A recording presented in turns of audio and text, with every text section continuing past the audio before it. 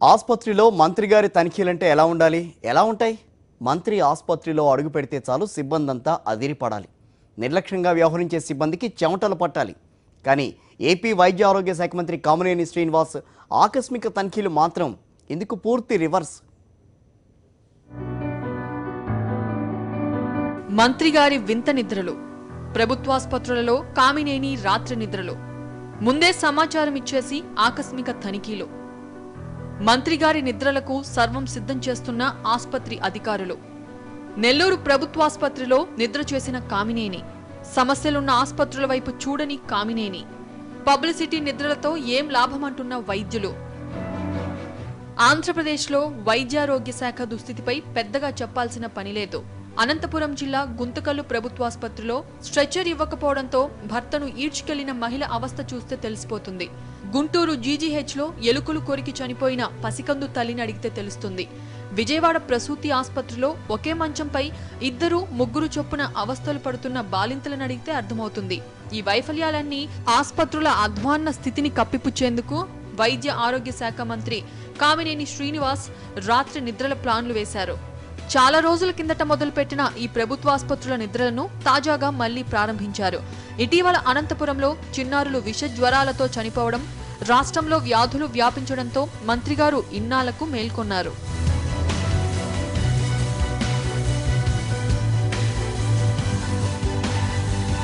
ఆలస్యమైనా సరే సమస్యల పరిష్కారానికి మంత్రి కామినేని ప్రయత్నిస్తున్నారని అంతా సంతోషించారు.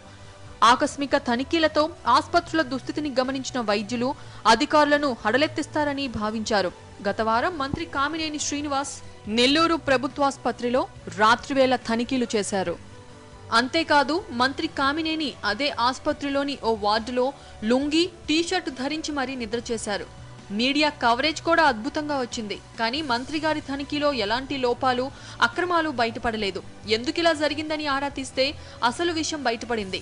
మంత్రి గారు ఆకస్మిక తనిఖీ అంతా ఓ పెద్ద డ్రామా అని తేలింది. జిల్లా అధికారులు, ఆసుపత్రి వైద్యులకు 3 రోజుల ముందుగానే సమాచారం ఇచ్చేసి మంత్రి గారు తనిఖీలకు వెళ్లారు.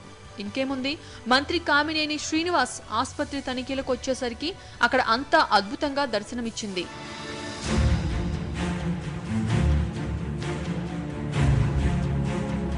ముందస్తు సమాచారం ఇచ్చి ఆకస్మిక తనిఖీలకు వెళ్లిన ఏకైక మంత్రి బహుశా కామినేని శ్రీనివాసే అయ్యి ఉండొచ్చు.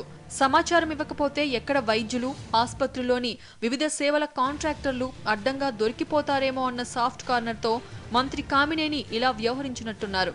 గతంలో కూడా మంత్రి పలు ఆసుపత్రులలో రాత్రి నిద్రలు ఇలానే చేశారు. కాకినాడ ఆసుపత్రిలో బస చేసినప్పుడైతే సుమారు 3 లక్షలు ఖర్చు పెట్టి మంత్రి గారి కోసం మరమ్మతులు, ఏసీలు అమర్చిన ఉదంతం గతంలో చోటు చేసుకుంది. ఇప్పుడు మళ్లీ అదే దోవలో మంత్రి కామినేని రాత్రి నిద్రలు చేస్తుండడంపై అంతా ఆసక్తిగా చర్చించుకుంటున్నారు. సాక్షి న్యూస్, విజయవాడ.